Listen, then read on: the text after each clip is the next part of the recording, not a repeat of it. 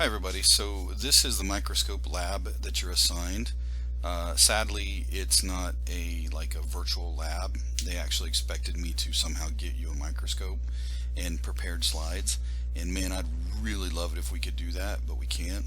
So I'm going to walk you guys through this lab real fast, and you're going to need to go back through it on your own. I'm just kind of carrying you through it quickly, but I want you to get a feel for what I'm expecting you to do here. So this is titled Using a Microscope. As you can see, there's only 8 slides, and this won't take you very long to go through, but I would encourage you to write down some notes.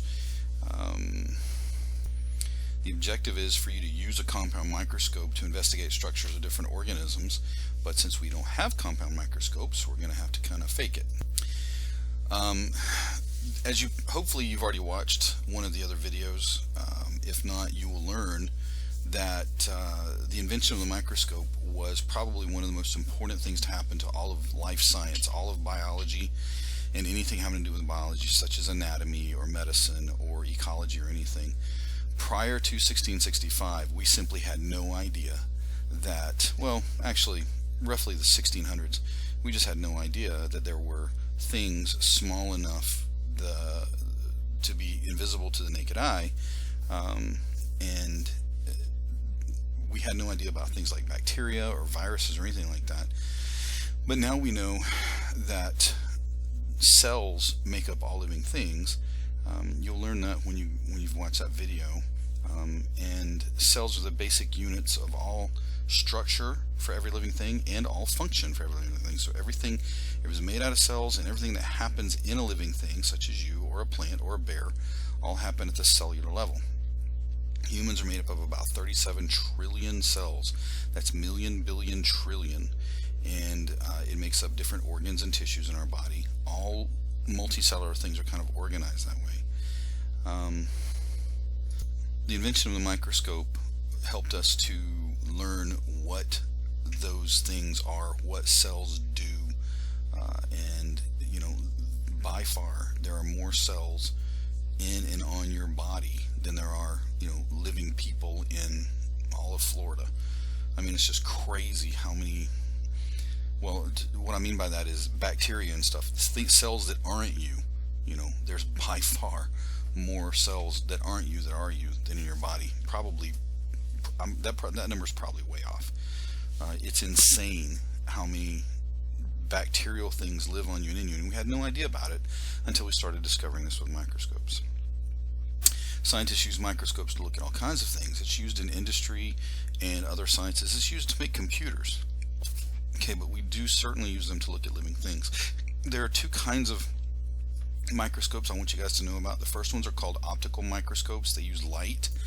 And there are 2 types. There's a simple light microscope, which is basically a magnifying glass, but there's a compound light microscope, which actually has 2 lenses, and that's what was discovered in the 1600s, where that you could put 2 lenses together and their individual magnifications multiply. So if you have a 10x here and a 10x on the other side, you get 100x.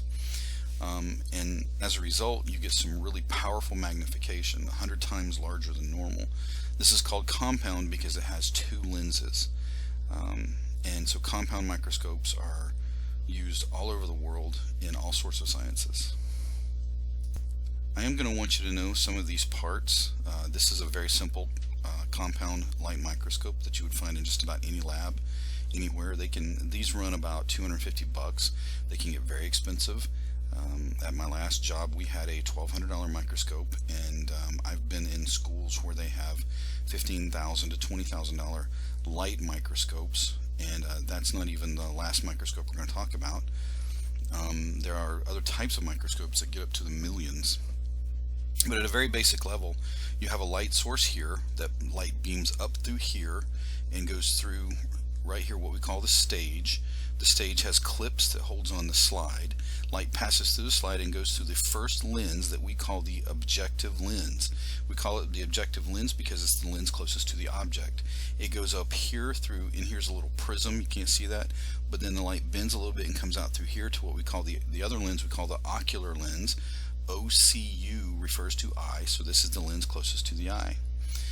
This whole apparatus here is held up by the arm. We've already talked about the stage. This is called the revolving nose piece because it actually has 3 different lenses on it, and it actually rotates so you can go between the 3 different lenses. The only other 2 things you need to know are there's 2 ways to adjust it. The coarse adjustment knob moves the microscope rapidly up and, moves the stage rapidly up and down, and the fine adjustment knob moves it very slowly. And if you ever used one of these, you'll know what needs to be done. You can find what you're looking for, but you kind of want to fine tune it in and make it crisp using that fine adjustment knob. One thing I'd like to tell you guys is that there's a rule about microscopes. Never put a slide on or take it off unless you have this stage rolled all the way down and you have this nose piece turned to the lowest lens, because it gives you the most space in between the lens and the slide. These lenses are the most expensive part of the microscope, and if you scratch them, then you broke it. So by rolling this thing all the way down, setting this thing onto the lowest setting, you've got the maximum amount of space between there, so when you try to put a glass slide on or off, it won't scratch these lenses. And basically the last page we're going to be on, they very quickly talk about electron microscopes. Those are the $1 million ones I'll talk about in just a second.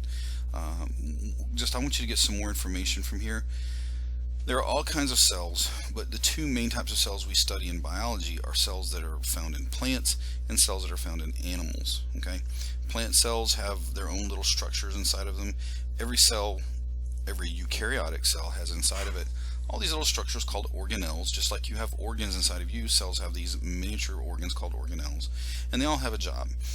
Cells have some unique ones. They have a cell wall in addition to a cell membrane, and they also have something called a chloroplast, and the chloroplast is where the magic happens, where sunlight is turned into sugar, and that sugar then basically is used to create everything in this cell.